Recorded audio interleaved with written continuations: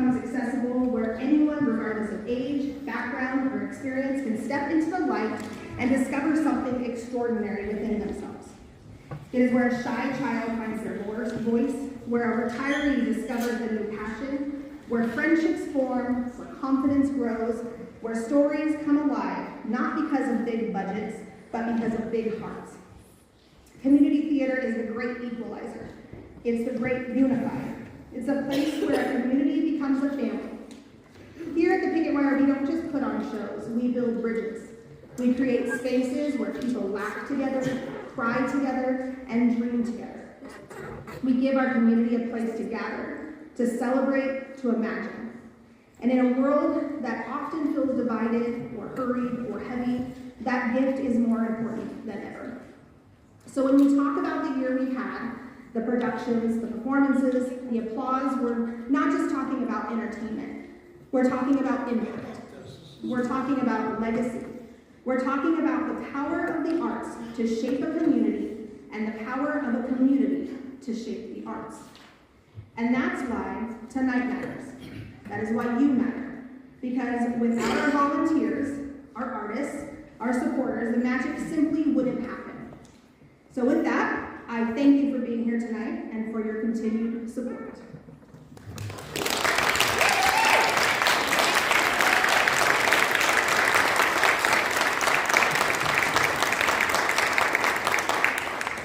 I will now call our business meeting to order. First, I'd like to introduce the 2025 Board of Directors. Jeff Jackson, Vice President, Zach Zamora, Treasurer, Malle Borton, Secretary, Cameron Salzberger, Heather Pidcock-Reed, Desiree Goheen, Alicia Brereton, Natalie Summers, Scott Goheen, Cynthia Fazio, and Rena Reeves. Please give them a round.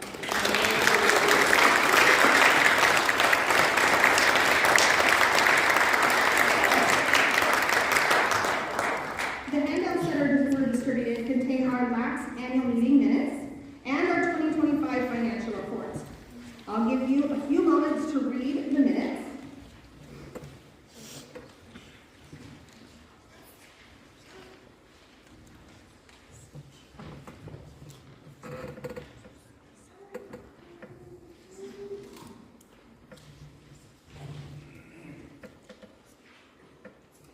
Do I have a motion to approve these minutes? Approved? It has been moved. Second? Moved and seconded. If there's no corrections, please signify your approval by saying aye. Aye. Any nays? The motion passes and the minutes are approved. To provide more background information for you about Picketwire's financials is our treasurer, Zach Zamora.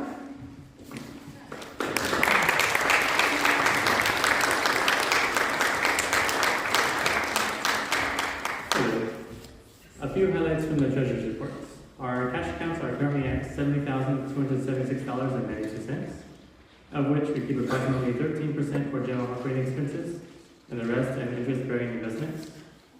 Last year, our productions netted to $13,438.24.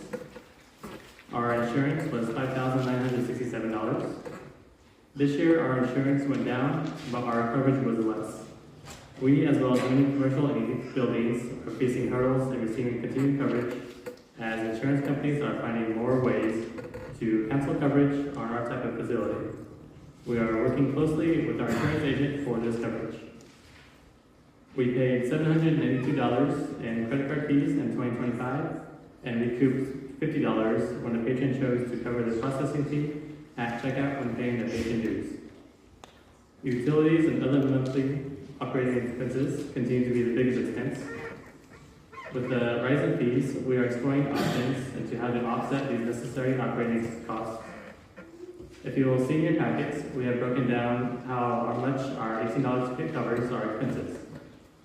And included in the breakdown is insurance, credit card and ticketing charges, gas, phone, internet, and utilities, which includes electricity and water. Please note this is not including our production costs. As you will see, this leaves 20 cents per ticket towards any additional needs of the building. Starting in 2026, we may have to start charging a small fee on all tickets purchased to offset these costs. This is something that we are evaluating. This year, we were awarded 1 grant from Colorado Creative Industries in the amount of $4,000 for general operating expenses. 2025 Picketwire patrons donated $12,708.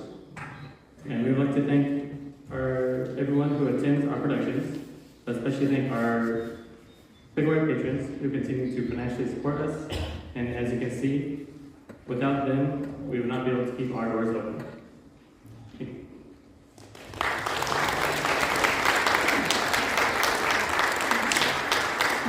Thank you, Matt, for that. Is there a motion to approve the treasurer's report? Second? I'll second. Thank you. It has been moved and seconded. Any discussion? All in favor, say aye. Aye. Opposed? The treasurer's report is approved.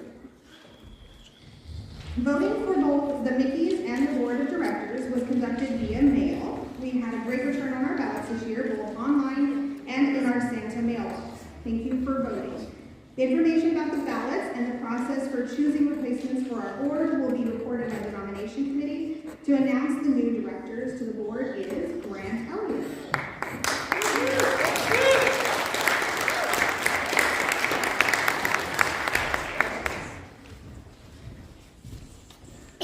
This year, the nominations committee was comprised of a past Picketwire board president, and that was myself, Grant Elliott, a Picketwire player member, Susie Sarlo, and a current Picketwire board member, and that was Zamora. The terms of our 4 members of the board of directors expire at the end of January. These 4 current board members have expressed interest in serving as a director for another 3-year term. They submitted letters of intent to the committee. Those members are Malle Borton, Alicia Brereton, Tracy Salzbrenner, and Natalie Summers. The nomination committee placed information on social media and on our website asking interested people to submit letters of interest to this committee.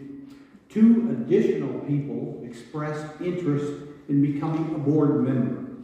We thank them for their interest and willingness to serve.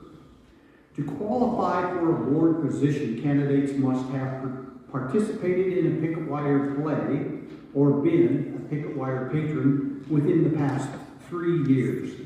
Based on these guidelines, Julie Meiklejohn and Damian Ryder were deemed qualified, and their names were placed on the ballot, along with the 4 qualified board members. The last week of December, ballots were mailed to 350 Picketwire players and patrons. The final date to accept the ballots was January 12th. 150 completed ballots were returned. Before announcing those who received a majority vote, I wish to thank the current and past board members for their dedication and hard work. Picketwire does not have a paid staff, so all responsibilities and tasks are on the shoulders of these 12 people. Board members have been responsible for everything from incorporating this organization and getting a nonprofit status in 1968 to buying this building and renovating it in 1976. All fundraising for productions, building improvements, paying utilities and insurance, and generally keeping the doors open are accomplished by your board. Please join me in giving our current and past board members a well-deserved thank you.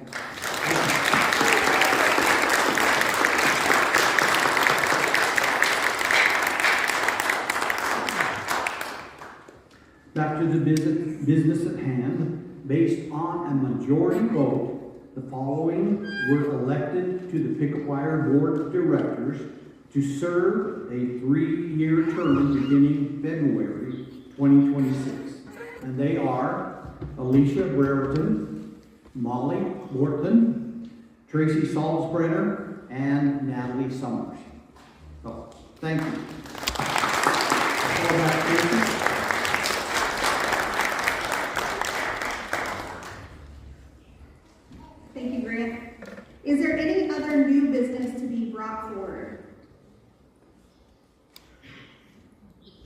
Seeing none, I'll entertain a motion to adjourn the meeting. You guys want to stay? Okay. All right, meeting is adjourned. Now let us celebrate and honor those players who helped make our 2025 Picketwire season wonderful and profitable for all of us. We look forward to an even better season in 2026. Please welcome to the stage Picketwire board member Rita Ruiz.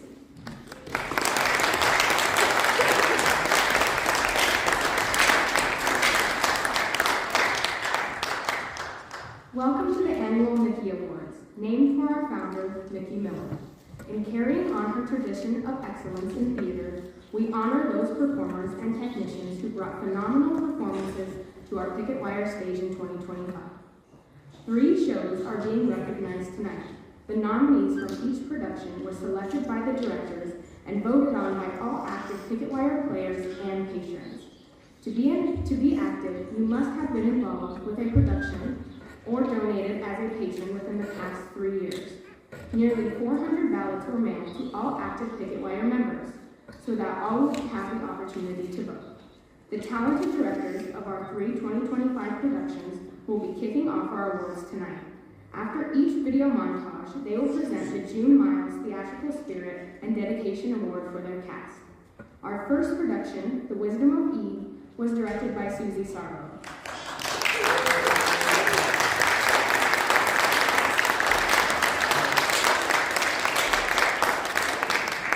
Adapted from the same short story that inspired the film, All About Eve, and the hit musical Applause, this production was an engrossing and revealing inside story of the life in New York's theater world, told in terms of an unscrupulous ingenue's rise to Broadway stardom.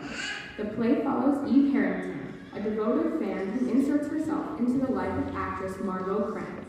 As Eve gets more and more entangled in Margot's life, her intentions are revealed to be not as pure as they seem.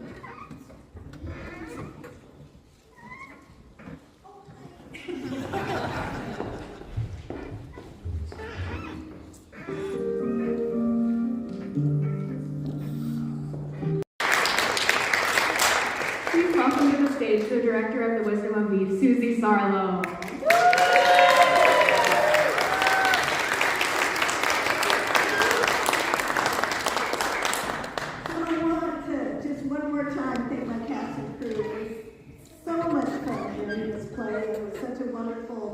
Homage to the great age of Broadway in the 1950s. So thank you, all you kids out there.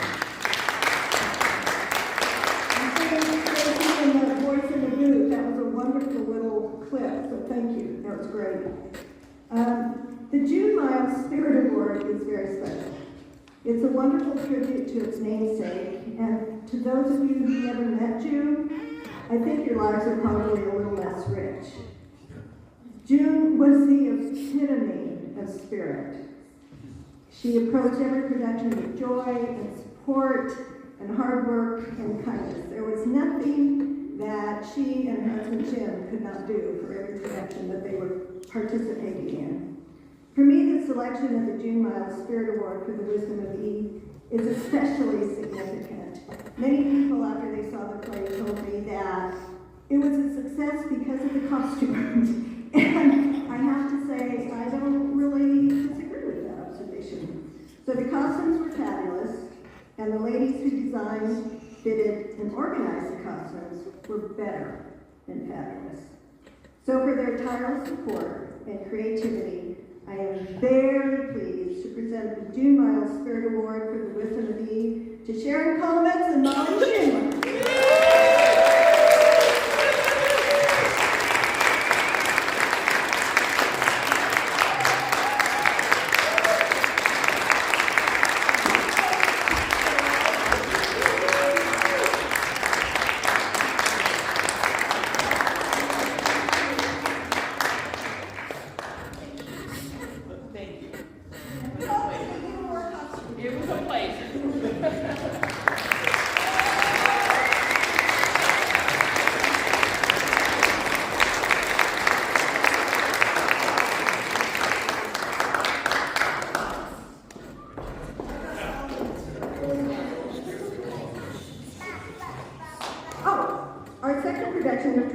Todd was on a stage of the musical. From Tony winners Terrence McNally, Stephen Flaherty, and Lynn Aaron, creators of such Broadway classics as Ragtime and Once on a Island, this dazzling show transported audiences from the twilight of the Russian Empire to the euphoria of Paris in the 1920s.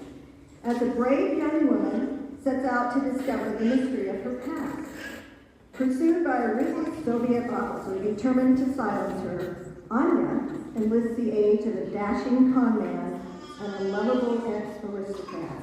Together they embark on an epic adventure to help her find home, love, and family.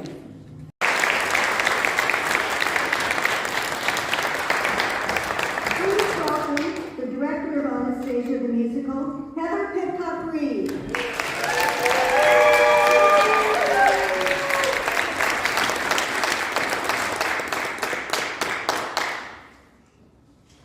When I chose to put in my director's packet for Anastasia, I knew that it was going to be a challenging production to direct. I knew that the set would be anything but simple. After all, it needed to transport us from the Romanov Palace to Soviet Russia, to Paris, to the ballet. And there was also a small problem of needing to build a rotating train car that was used for exactly one scene. It's a good thing I'm always up for a challenge. And to my set designer and set construction crew, sorry, not sorry. Worth it. So while I knew that the set would be a massive undertaking, what I didn't know was that we would have over 50 people come out to audition for the show. So I've never directed such a large cast before. And once we added in our production team and stage crew, we had well over 60 people involved in the show in some way or form. I remember our very first blocking and choreography rehearsal was for a rumor in St. Petersburg, and nearly the entire cast was supposed to be on stage at once. There was a piece that I choreographed, and I remember getting up on stage with this horde of cast around me and thinking, oh my gosh, where am I going to put all of these people on this stage?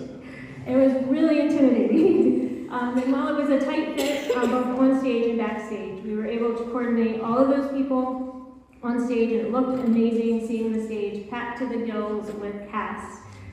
So I have a few people I want to thank before I move on to the Spirit Award. So special thanks to my assistant directors, Veronica Leitner and Tom Siba. There's no way I could handle this beast of a show without the two of you.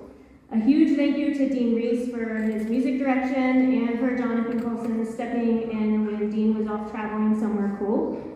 Thanks to my choreographers, Cynthia Fabio and Reese, for creating such wonderful and fun choreography. A big thank you to my costumer, Liz Leonard, for taking on the enormous task of costuming over 50 people with multiple costumes, and I think a few times she was ready to kill me.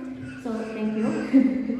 And a big giant thank you to my cast and the rest of my crew. You were all absolutely delightful to work with. And you lived up to my very high expectations, and you blew me away every single night. And now on to the Spirit Award. The recipient of the June Mile Spirit Award is someone who was involved with the production from pretty early on. I don't think this person anticipated doing as much as they wound up doing. But it all started when they stumbled upon a really cool idea for doing an Anastasia scavenger hunt. And this turned into managing all of the PR for my production, which included coordinating a princess tea, coming up with clues for scavenger hunts, running all of the social media posts, including starting a TikTok account, and so much more. She also stepped in as stage manager, which was a massive undertaking in and of itself, with so many moving parts and people backstage. I'm very grateful that she was so willing to step up and be one of the biggest cheerleaders that I could have asked for the show. And I'm honored to present the June Mile Spirit Award to Julie Meiklejohn.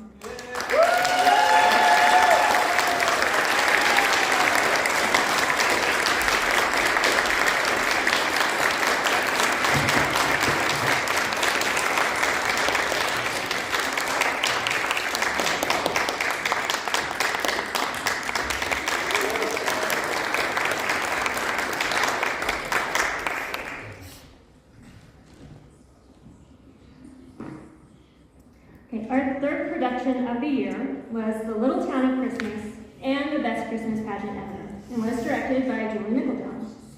The Little Town of Christmas featured a selection of humorous Yuletide sketches, while the Best Christmas Pageant Ever told the story of a couple struggling to put on a church Christmas pageant featuring the Herdman kids, probably the most inventively awful kids in history.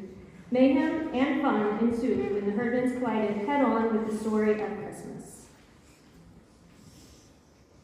Please welcome the director of The Little Town of Christmas, plus the Best Christmas Pageant Ever to the stage, Meiklejohn.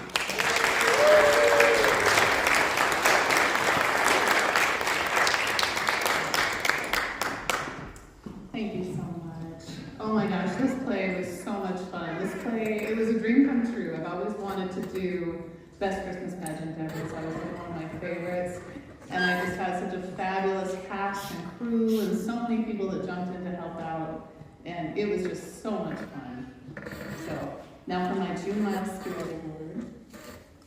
As a longtime Picketwire player, but first-time solo director, I have learned that directing is an activity done by the numbers. We did 2 shows in one, utilizing $922, 76 hours of rehearsal, 9 gallons of paint, a cast of 44, 30 of whom were under 18, and we can't forget the 10 confiscated fake cigarettes. Make that 11, thanks to the Herdmans. Through all of these numbers and more, there was one person who worked tirelessly both on stage and behind the scenes, keeping me sane, anticipating and managing production needs before the elves could zing us with another short joke, and helping this gorgeous, crazy Christmas paint-by-numbers mosaic come off beautifully. Without their dedication and love of theater, this one production encompassing 2 plays and 7 different scenes would have never met 4 different audiences, totaling over 400 lovers of theater and the holidays with such overwhelming success. She's not here tonight, but please put your 2 hands together to cheer on my one fearless assistant director, Merewether.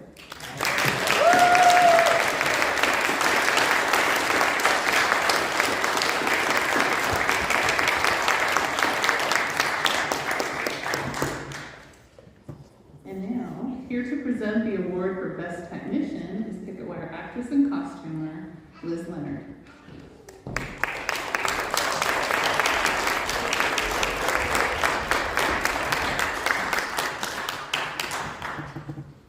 In the world of theater, the spotlight shines brightly on the actors who grace the stage. However, we must not forget the incredible individuals who work tirelessly behind the scenes, turning dreams into reality. Technicians are the unsung heroes of the world of theater. They are the problem solvers, the calm in the storm, the ones who ensure the show goes on, no matter the challenges faced. Their creativity, innovation, and resilience are the backbone of the performances we cherish. Whether it be the intricate lighting that sets the mood, the seamless costume design that immerses us in the world of the story, or the flawless coordination of backstage activities, the following technicians more than proved that their expertise, dedication, and talent is indispensable to the success of any production.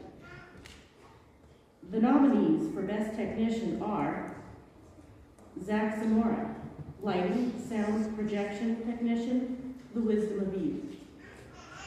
Tom Siva, Set Design, Anastasia the Musical. Alyssa Valerio, Sound Technician, The Best Christmas Pageant Ever, Little Town of Christmas. The Ken Schroll Technician Award goes to Zamora.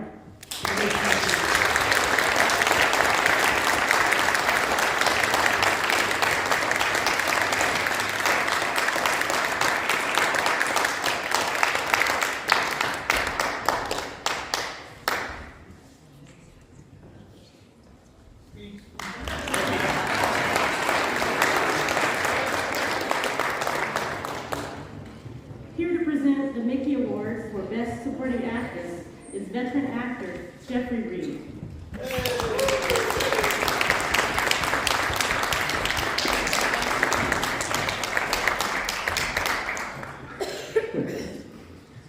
behind every great leading actor or actress, there's an even greater supporting actress, rolling her eyes and stealing success like nobody's business. Great supporting actresses are the ones who make you laugh uncontrollably while the leading actor delivers his lines or her lines with a straight face. They're the ones who make you cry buckets of tears while the protagonist gets all the glory. And sometimes they're the ones to push the leading actress into action. This year, our nominees portrayed a scheming and manipulative young actress who will stop at nothing to get ahead, a countess with a larger-than-life persona, and a misbehaving young girl who learns the true meaning of Christmas. The nominees for Best Supporting Actress are Angelica Lea, Eve Harrington and Miss Lviv, Kate Pruyn, Lily, Anastasia the Musical, and Riley Mayhopper, Emma Jean Herdman, Best Christmas Pageant, Little Town of Christmas. And the Mickie Award for the Best Supporting Actress goes to, just the actress, not actor,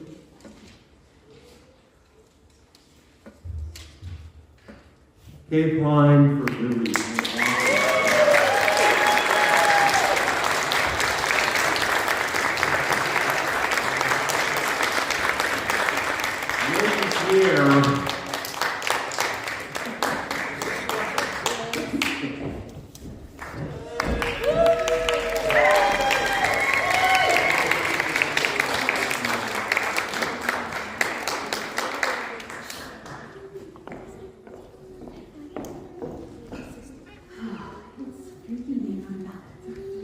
Thank you so much.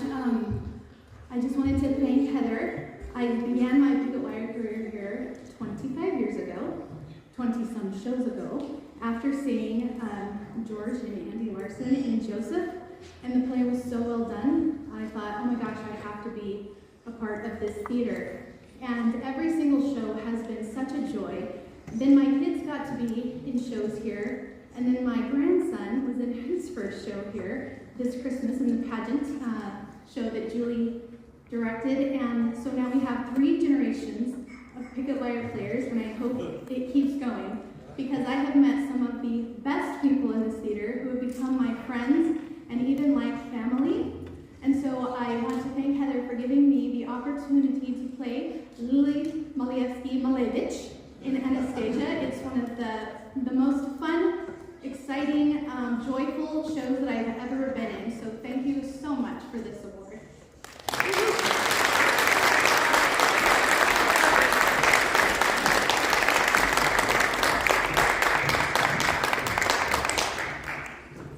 Now, presenting the award for Best Supporting Actor is Picketwire actor, technician, and all-around wonderful set builder, Tom Seba.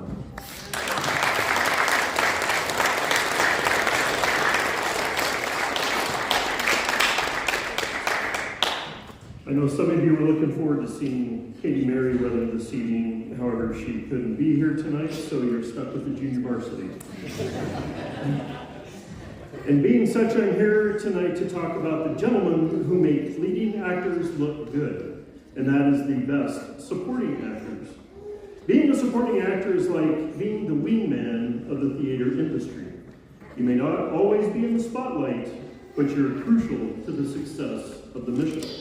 Supporting actors are the real MVPs. They can make us laugh, cry, and question our life choices all at the same time. It's like being the best friend in a romantic comedy. You're always there to lend an ear and provide sage advice, but you don't always get the happy ending that the lead does. Tonight's nominees truly exhibited all the traits of a great supporting actor. They portrayed a doting husband and Broadway producer, a con man who scammed his way into the Russian aristocracy, and the leader of a band of rebellious, misbehaving siblings. The nominees for Best Supporting Actor are Damian Ryder, playing Clement Howell in The Wisdom of Eve, Johnathan Colson, who played Vlad in Anastasia the Musical. And Ezra Collins, who played Ralph Herdman, Best Christmas Pageant, Little Town of Christmas.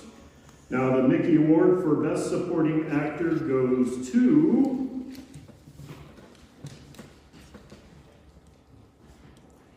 Johnathan Colson, Blythe, Anastasia.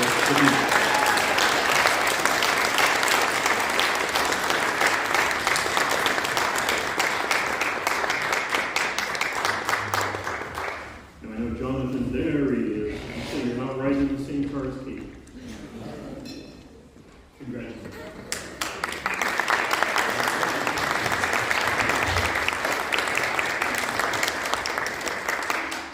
I just want to say thank you, everyone. It was so much fun. Heather, thank you for giving me the comedic part. I was able to really just have fun with that part. And I'll leave you all this. Even though I may have grown a tiny bit gray, some women say I distinguish this way. Thank you.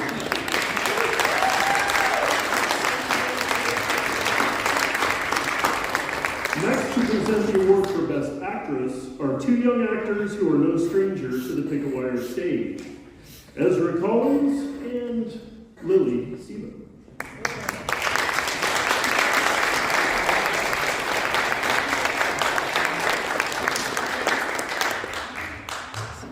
Good evening, everyone. So, Lily, what do you think makes a great actress? Is it the gorgeous costume, the dramatic stare into the distance, or to cry on cue? The age-old debate. I think it's a combination of all those things. You know what else a great actress has? Timing. A great actress knows how to nail a perfectly timed entrance. It's like they have a sixth sense for knowing exactly where the spotlight is about to hit. That's true. And you know you're dealing with a great actress when she can convincingly eat an imaginary sandwich. It's all in the subtle wrist movements and deep appreciation of the non-existent flavor. Absolutely. And let's not forget the art of the dramatic pause. A great actress can turn a moment of silence into an award-worthy soliloquy. I've tried it in everyday conversations, but people just think I forgot what I was saying. It's a fine line, Lily. Now, what about those intense monologues? A great actress can make the most mundane lines sound like a Shakespearean poetry.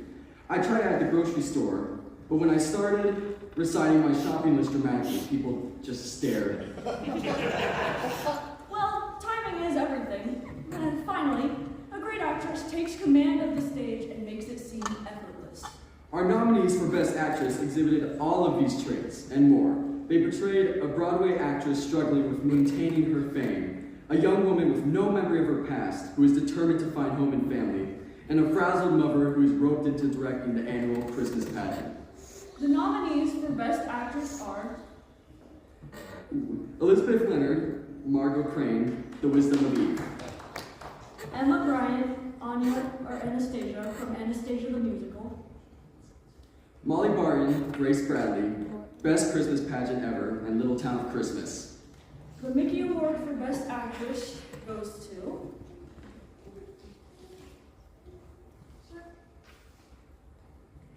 Malle Borton.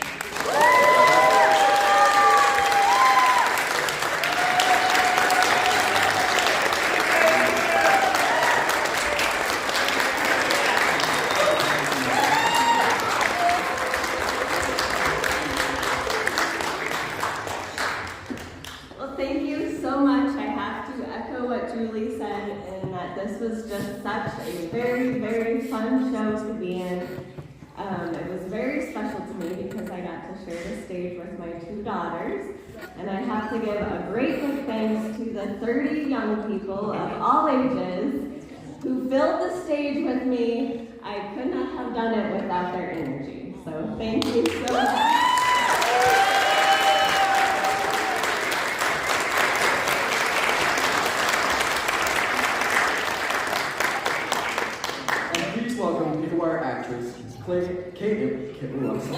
Caitlin Cornelius to the stage to present the award for Best Actor.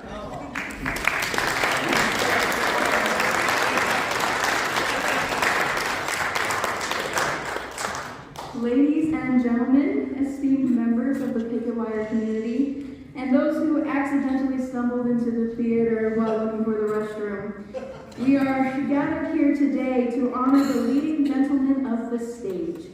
A great actor graces the stage with talent, passion, and an ability to transport us into the very hearts of their characters.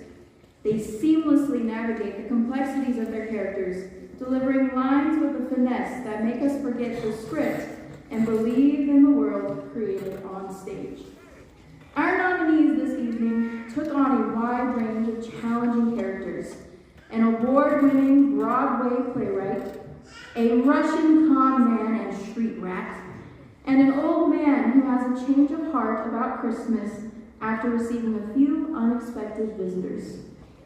The nominees for Best Actor are Jeffrey Reed, Lloyd Roberts, The Wisdom of Eve; Noah Nunez-Rebel, Dimitri, on a stage of the musical; Cody Rogers, Scrooge, the best Christmas pageant ever, Little Town of Christmas.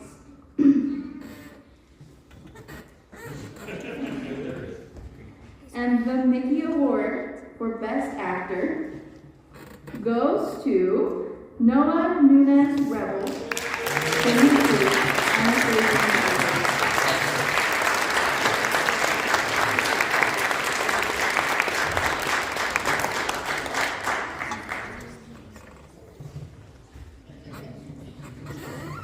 Accepting on his behalf is his grandfather. Yes, I'm not Noah. I am his biggest fan. I've watched him from the time he was a tree in the background, and then he was a tree with lines, and then he was supporting actor, and finally best actor. And this is just, it's such a treat. I've watched his voice go when he first started to Picketwire. His voice was so low. The School of Mines seismograph was going off. For this play, he added an octave and a half to his voice and just knocked it out of the park, like that's how he's always been singing. He so wanted this, and I'm so glad he had it. And it's a privilege to pick it up for him. Thank you.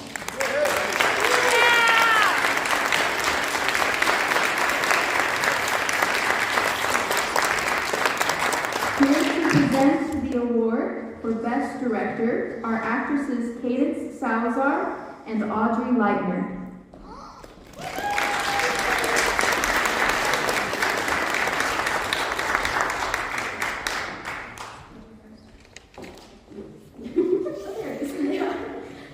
Putting on a play takes a great deal of work, passion, organization, and time.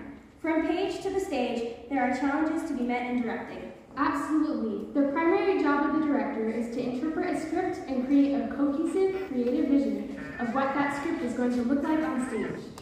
The director has to thoroughly analyze a script to interpret the playwright's themes. They need to know each character's arc and motivation, and they should be familiar with every single beat in a show. That's a lot. There's more. A director has to find their production team, design and oversee the building of sets, figure out and communicate lighting, sound, and costume design, audition and cast the show, organize rehearsals, direct the actors in how to achieve the director's vision, publicize the show, and try to have a little fun during the whole process. In short, the director remains ultimately responsible for every detail. It is the best and most stressful job in theater. This year, Picketwire's directors took on some challenging and entertaining plays. The Wisdom of Eve, directed by Susie Sarlo. Anastasia the Musical, directed by Heather Pidcock-Reed. The Little Town of Christmas, plus the best Christmas pageant ever, directed by Julie Meiklejohn. We salute all of our directors and their cast and crews for their dedication and support of our community theater. The Mickie Award for Best Director goes to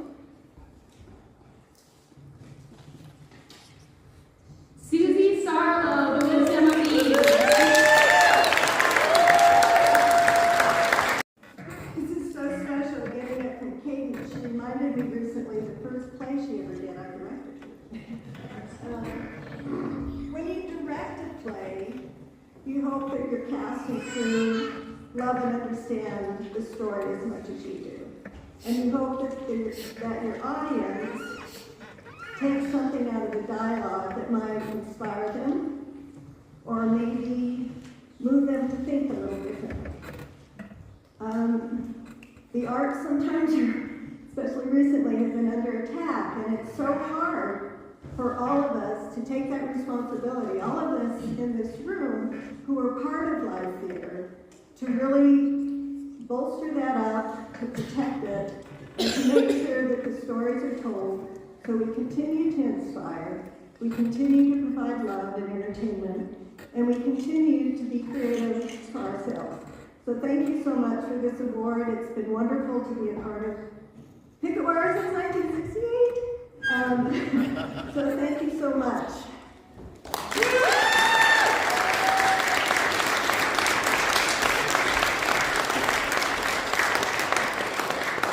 Here to present the Volunteer of the Year Award is Picketwire board member Heather Peacock-Lee. We rely on everyone's generous donations of their time and talents to get things done. We've been incredibly fortunate over the years to have some wonderful people volunteering their time and energy to our community theater. Every year when it comes time to start planning for the Mickies, the board of directors comes together to choose our Volunteer of the Year.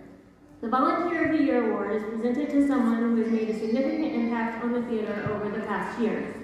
It can be someone who's been involved in all of the productions that year in some shape or form, or it can be someone who took on a large project that improves their building, or someone who builds a massive set piece that is used across multiple productions.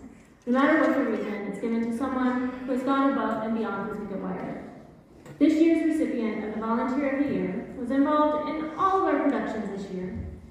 This person is someone we can always rely on to step up as a director when we need one.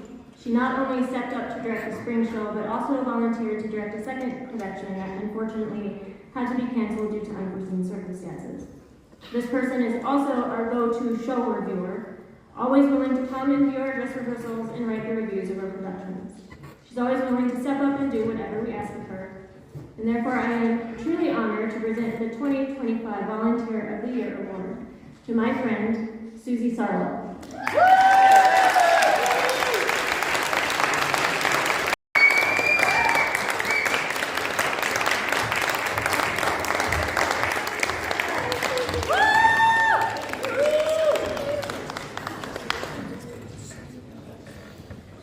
And here to present the Lifetime Achievement Award are Susie Sarlo, Brant Elliott, Kelly Jo Smith, Sharon Kolomitz, and Tracy Salzberger.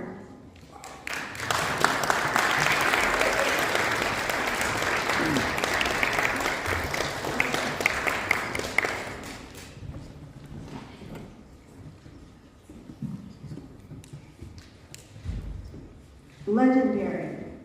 That is the only word that even begins to capture the story you're about to hear. For decades, a certain couple has shaped the heart and history of this theater, consistently and unforgettably. After digging through the archives, we discovered something astonishing. No pair has ever matched their longevity, their devotion, or their impact. Tonight we honor them with Picketwire's Lifetime Achievement Award. So Judge Larsen and Jeannie Peacock Larsen, my dear sweet friends, settle in, relax, and prepare to watch your story unfold from 1978 to today. It started with a young performer who left college early to take on the role of a lifetime, spirited nurse Nellie Forbush in South Pacific. She lit up the stage with a mix of innocence, determination, and charm. And sharing that stage with her was a friend who would unknowingly become part of a much bigger story. A few years later, this newly married couple returned to town and to this stage to play a practically perfect nanny and her chimney-sweeping companion in the first ever stage production of Mary Poppins. She flew across the stage, they danced on the ceiling, and together they brought a kind of magic that changed this theater forever. It was the beginning of a dynasty, though no one knew it at the time. Playing Jane Banks during Mary Poppins was young Kara Kolomitz, who shared these memories of that summer, memories that shaped her life. She was the most beautiful woman I had ever seen, said Kara. I wondered how my hair could be cut just like hers. We went to her wedding, and I thought we were the perfect couple. I was 9 when I was cast as Jane Banks and Mary Poppins. I spent every night with them. It felt like Disneyland. From Jeannie, I learned stage presence that was gracious and fluid. From George, spot-on timing. But most of all, I learned how you treat people becomes your legacy and is evergreen in the minds of others. From that day forward, the Peacock-Larsen duo started a Picketwire career that was both magical and mystical. And speaking of mystical, audiences were stunned when birds seemed to circle the theater during the song Feed the Birds in Mary Poppins. For those too young to know the truth, those weren't birds, they were bats. They were the theater's uninvited co-stars for decades until we got rid of them. So, the bats and I got to co-star with George for his very first play, Picketwire. I marveled at his acting ability. He could do any part. His acting ability was put on display years later when he was cast as a small-town sheriff in Best Little Whorehouse in Texas. And as one of George's co-stars, I knew that this particular sheriff had to cuss and swear a blue streak during one of the particular scenes in this play. Well, now knowing George, I knew that swearing was not something he did. He thought it offensive to God and a complete waste of time and energy. I wondered how he would do in that scene. But when the lights came up and he delivered every swear word with passion and conviction, oh, a salty old sailor would have been proud of it. It made me embarrassed, I know. That's when I realized that this wasn't just a good actor. This was a great actor. Even though musicals weren't quite his favorite thing to do, he would do them if he could play the strangest character in the whole play. Or play a part that he had always wanted to play. Now in Mary Poppins in 1980, George played Bert, the fun-loving chimney sweep. He danced and sang his way into all of our hearts. He and Jeannie were the perfect for this iconic role. George said that his favorite role up to this point had been Harold Hill in The Music Man. George then played a dog-patch citizen in Little Abner in 1986. I Do came after that in 1986 also, and was one of George's favorite musicals. He played the part of Michael. This was a demanding musical that covers 50 years of marriage. The actors aged as the story moved from year to year. It was truly a labor of love for George. Now in Maine, during the 1993 season, George played Ito. He was the Chinese houseboy whose accent and slow shuffling pace across the stage made the part a hilarious one for George and also the cast members. If you're in a cast with George, then staying in character is a real test. Probably everyone in this theater knows what that's like. Even his Chinese mustache being askew at times made his character endearing to the audiences. Now in Grease, done in 1997, George played the part of Vince Fontaine, the fast-talking radio DJ and host to Dance-A-Rama. George tried to stay cool and young, but the audience could see through his bravado and pegged him a humorous relic. In 1999's Joseph, George created the character of Ymir. He was the dirty, dusty camel trader who befriends Joseph His narration moved the story along with love. George developed a character that became endearing to the audiences. Now in Bye Bye Birdie in 2002, George was able to put one of his many impressions to use and did the distinctive voice of Ed Sullivan. In 2003 production of Funny Thing Happened on the Way to the Forum, this was where George played Marcus Lycus, a part he loved. He was the buyer and seller of courtesans. George played the hilariously earnest yet snaky owner of the local brothel. He played the part as an honorable businessman. His song, The House of Marcus Lycus, was a hit with the audiences every night. In Little Shop of Horrors in 2004, George played the sadistic dentist, Oren Scribello. He has a funny addiction to the gas that he uses on his patients. George played that to the extreme. The gas proves to be his undoing, and he becomes the initial victim for the man-eating plant, Audrey 2. Yet another play where George ends up dead.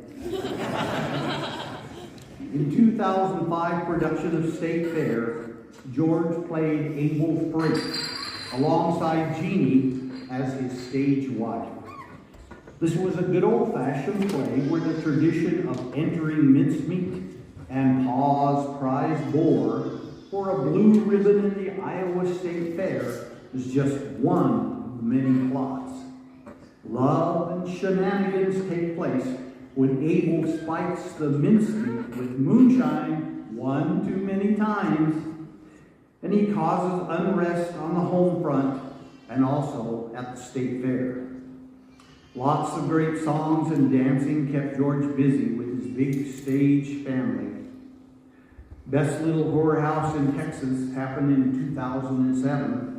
I've mentioned it as one of my favorite George plays of all time. His song, Good Old Girl, brought tears and is still one of my favorite songs that he did. In Sweeney Todd in 2008, George played the part of Pirelli. He was the flamboyant, fraud Italian barber and snake oil salesman. The shaving contest between him and Sweeney Todd has to be one of the best timed and acted scenes that I have seen. George's Italian accent was spot on and very funny. Of course, George is killed off before the end of the play again. 2018 was My Fair Lady production. George plays a role he had always wanted to do for a very long time. He played the father of Eliza Doolittle. He played the colorful character of Alfred P. Doolittle. Always charismatic and roguish, Alfred has a cynical philosophy all of his own. In a twist of fate, Alfred finds himself respectable, but longs for his undeserving life again. George's Cockney accent was perfect for Alfie.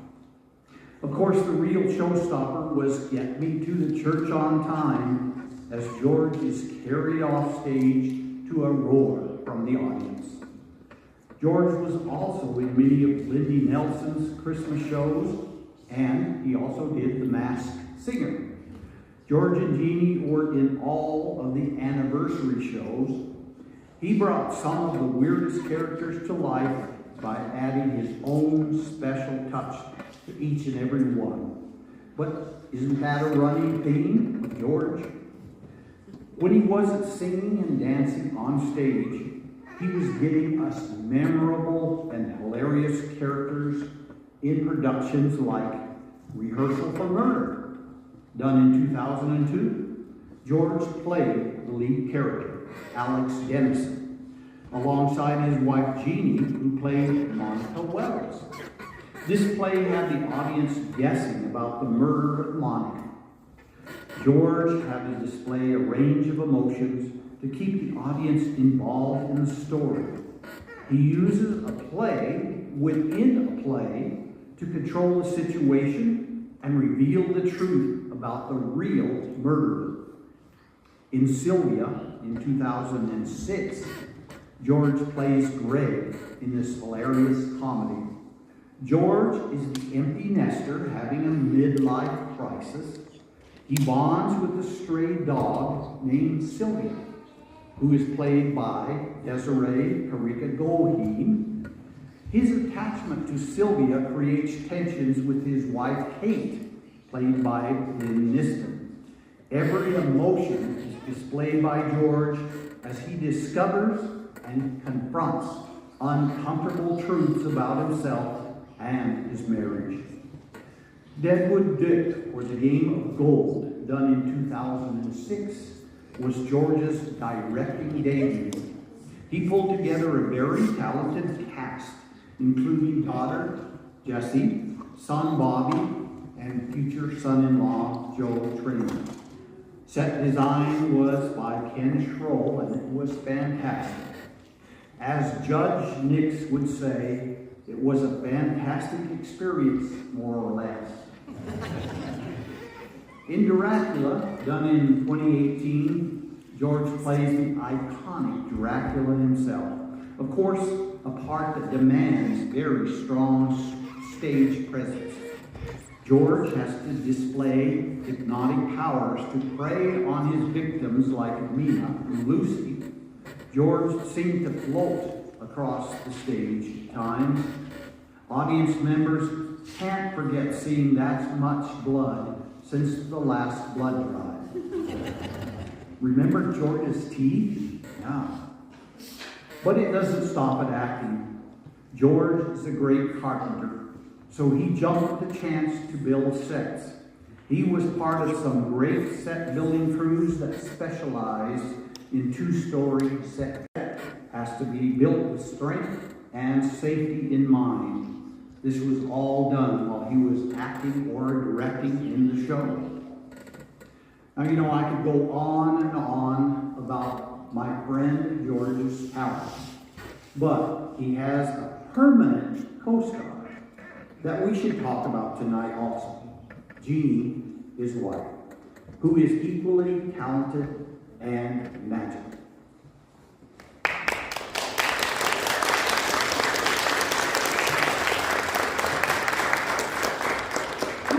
Jeannie Larsen, here we go. The magic that is Jeannie Larsen lives in her professionalism, her creativity, and her extraordinary talent. It is a joy to share the stage with her and to journey together through the art of play production. From improv to acting, singing to dancing, set building, to costume creation, writing, directing, touring, and watching her work unfold. I have shared it all with her, as many of you have. Let's explore and celebrate the magic that she has brought to Picketwire. After the charm of South Pacific and Mary Poppins, the magic continued in 1988 with the Neil Simon's Star-Spangled Girl. It was a fast-moving, hilarious comedy that concerned two earnest young men struggling to put together a protest magazine, and an all-American girl, Jeannie Larsen, who moves in next door and sends them into a romantic tailspin.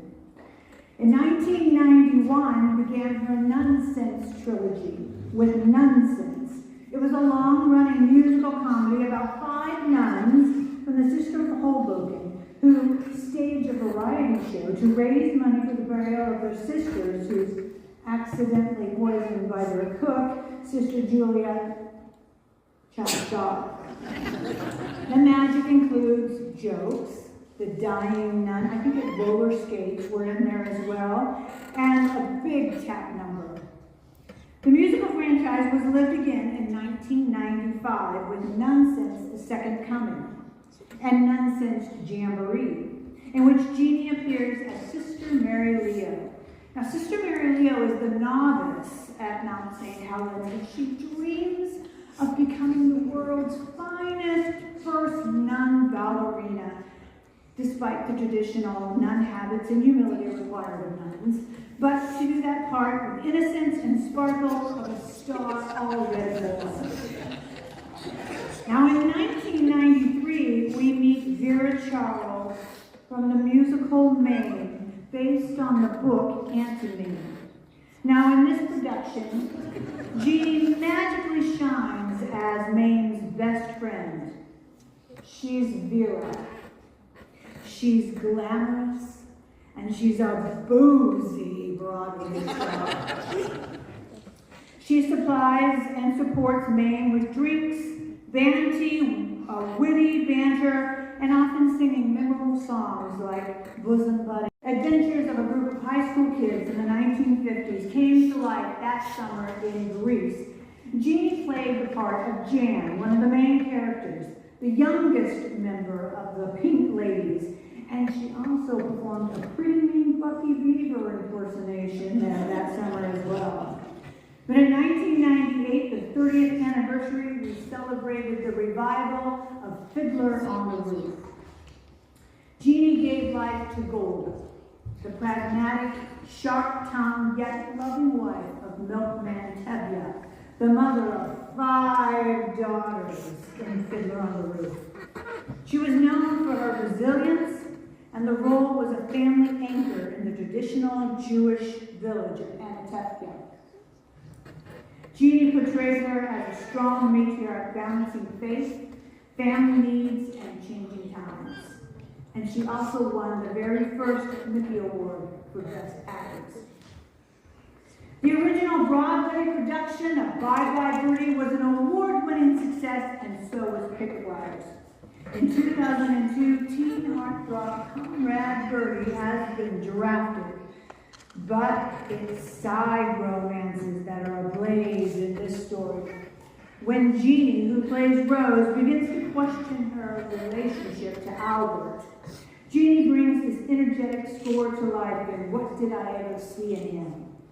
And in 2003, Tom Ziegler's Grace and Glory comes to the stage, and the range of this actress is on full display. The story is set in the Blue Ridge Mountains. Grace, played by Jeannie, is a feisty 90-year-old cancer patient who has checked herself out of the hospital, and she's returned to her beloved homestead, where she was going to die alone. Her volunteer hospice worker, Gloria, a Harvard MBA, has recently transplanted to New York and is there, so she won't be alone. This play had humor, but it was also the sentimental moments that showcased this powerful actress. In 2004, brought Jeannie to us served up in soup du jour and Little Shop of Horrors. Career, love, winning songs, light-hearted dialogue in this Tracy Hepburn tradition, and a great plot are the delicious ingredients to this delightful tribute to 1930s screwball comedy. As a news reporter, Catherine, who is left in the dark, literally because they forgot to turn the lights on downstairs, she shares the stage with her soon-to-be son-in-law, Joe, who dazzles her with his beautiful ballad, ending the experience with Charlie Chaplin number that she and Joe and Randy made this production a special experience for Jeannie.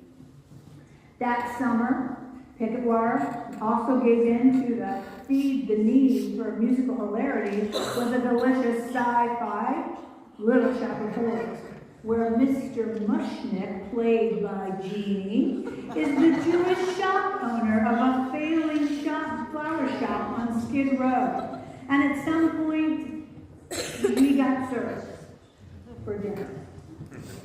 And in 2005, that brought us State Fair. This is the Oscar and Hammerstein musical that tells the story of the Frick family's adventures in the Iowa State Fair, featuring romance and competition. Playing Melissa Frick, a loving mother who wants the best for her family, and this year she has her heart set on mincemeat pie, winning that in the best pickle contest there. It's really sharing the stage with George as the father to her mother, and sharing the sweet song, Boys and Girls Like You and Me, that made this musical such a special memory for her.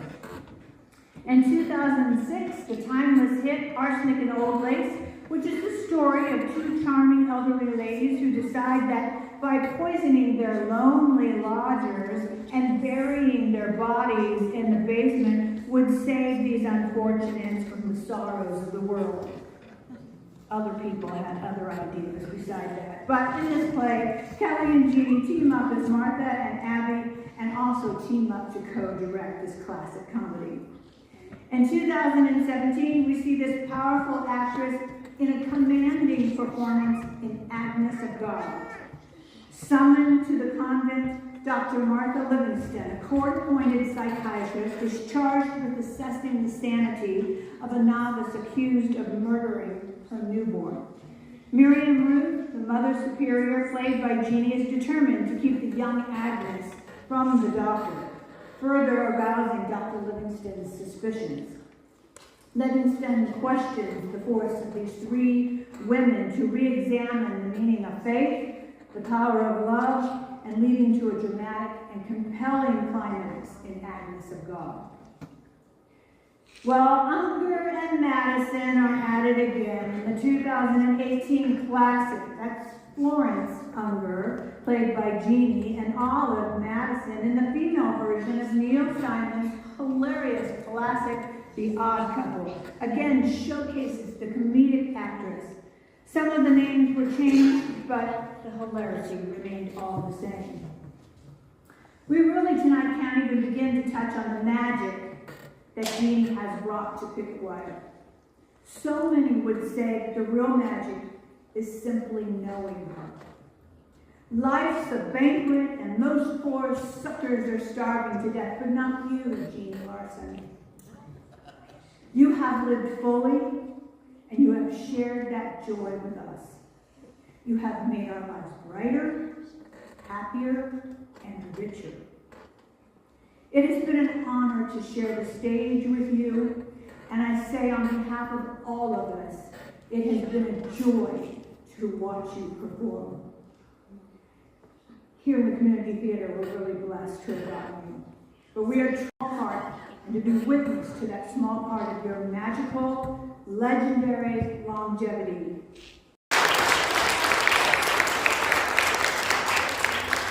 Actually, there have been 3 generations of this family involved in Picketwire, beginning with Jeannie's father, Sam Peacock, who was on stage for 2 productions during Picketwire's early years, and has continued through the 3rd generation with Jeannie's and George's children, Andy, Jesse, and Bobby. Malle Schindler remembers when a playpen was set in the very back of the auditorium, and during rehearsals, the little ones slept soundly through every scene, every song, every night. As they raised their family, pursued careers, served the community, George and Jeannie not only starred in the Picketwire productions, but they both found time to direct, to choreograph, to costume, to perform technical work, set construction. But the technical work and construction wasn't limited to the stage. It extended throughout the building. And they became stewards of the organization by serving on the board of directors. George and Jeannie's children, Andrea, Jessica, and Bobby, say that growing up in a household full of love for the arts, it was easy to take for granted that they would see their parents on the Picketwire stage a couple times a year in iconic roles, directing shows, building sets, and being able to share the spotlight alongside their parents. However, the children continue that it takes decades to see the deep impact that their parents had on the theater and community in general, which really puts into perspective the true meaning of lifetime achievement.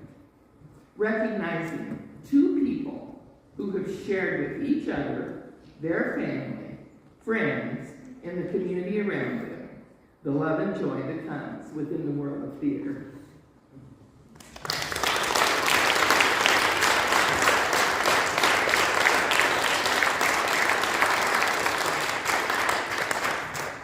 In this room tonight, we are surrounded surrounded by the echoes of stories, shaped by two remarkable people.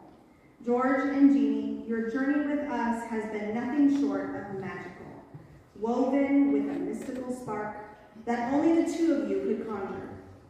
Through decades of unwavering devotion, you have given this community a longevity of love, artistry, and mentorship that cannot be measured, only felt.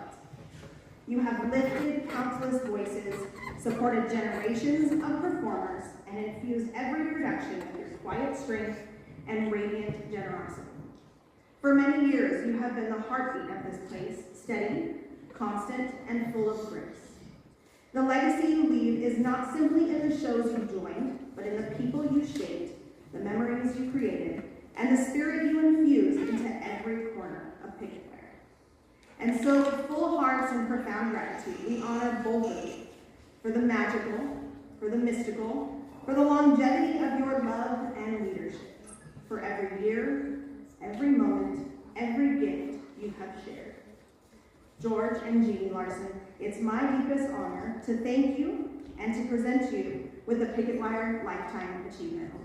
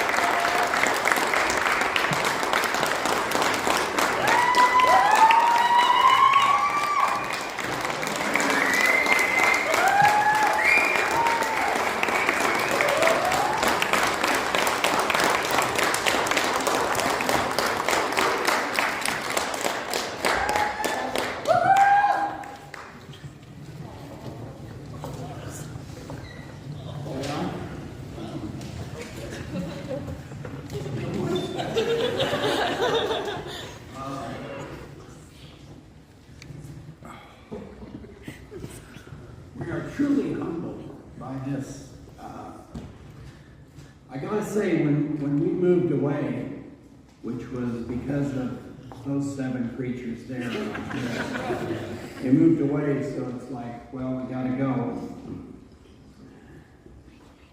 And I think we probably never would have lived here, or I would not have, if Picketwire didn't exist. And I say that because those of you, there's probably a few that don't know me, but her family's in the funeral business.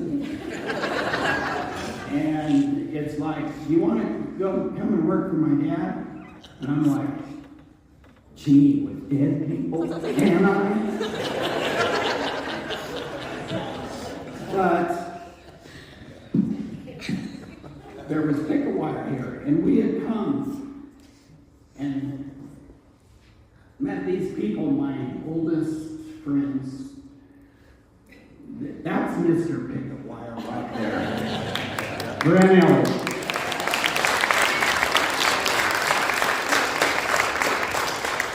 And those of you that didn't know, all these people meant so much to us. To me, Jeannie had kind of grown up around them, but June and Jim Miles, the spirit word, Jim Miles, the Kolomitz family, John and Tara, Sharon, Malle, these people have been around here and they embraced us with love to the point when I had an opportunity to come back in '85. It's like, yeah, let's do this. And, you know, then you get to work with her brother and father, and, you know, that was special. But I think we can both pipe in any time. We can both say what I see here tonight is so lovely in the fact that families have carried on. You know, one one of my great enjoyments was dragging my kids here. It was kind of tough when they were young. And I see these young families, you know, Scott and Des and Malle, and all these young families, and you're bringing them through here, and that's what community theater is all about, is exposing and coming with your family to have a heck of a lot of fun up on stage. There is not a spot, I'm sure these people can say, a spot on this stage that I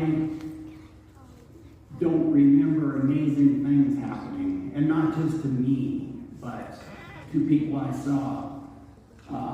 Kelly Joe, right over there on that wall, singing Somewhere That's Green. It was an amazing, amazing song. And I think we're so lucky, I was, and now I'm not, to live where you have an opportunity to do this. And the people here, and this lady, I remember talking to Mick, what's going to happen when you leave? And I don't think she was too concerned. And we see why tonight. All the great young leadership that I see these young kids. I remember Tracy Mack as a goofy cheerleader in Best Little Whorehouse. And then she stopped being a cheerleader and she was a common whore.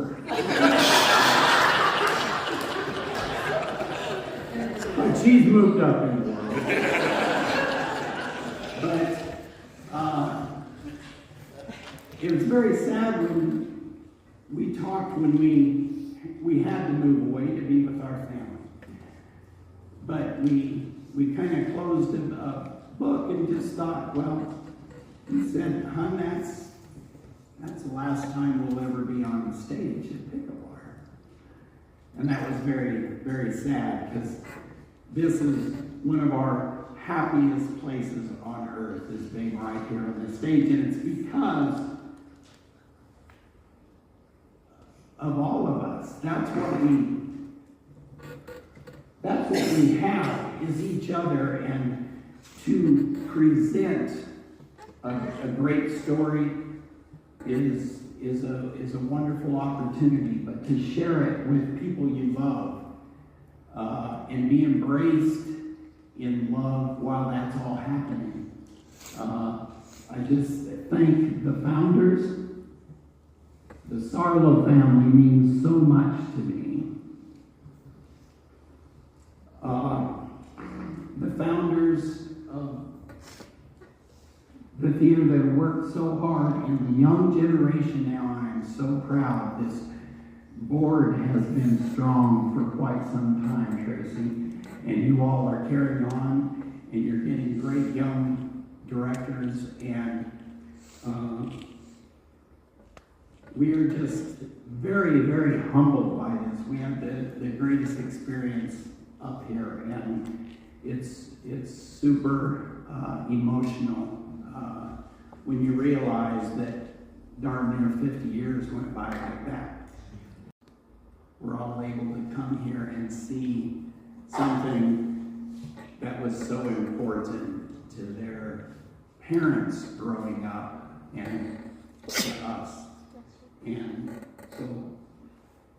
I also know how much effort something like this took to put on. If you all probably spent more time putting this together than I spent prepping for most of the roles.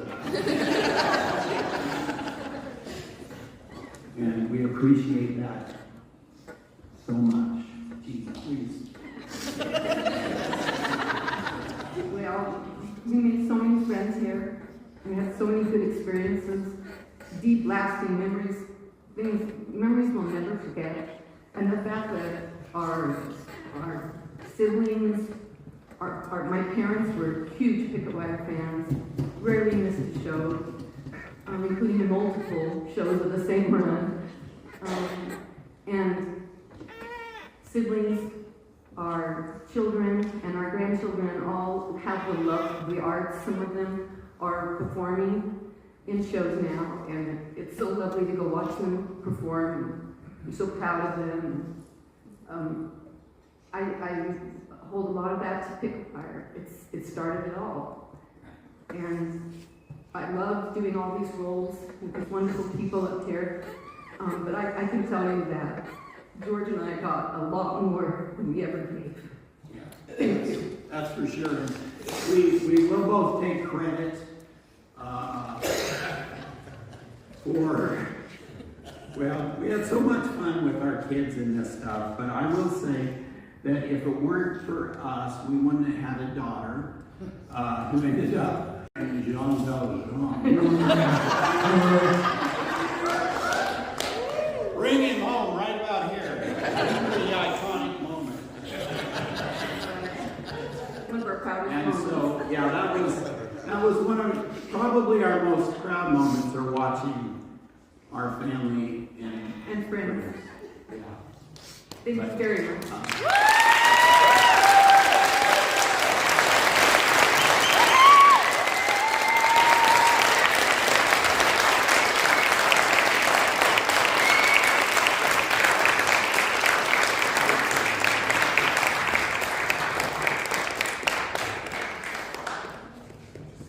It's nice to see they're still doing the blocks. Go about through the wall.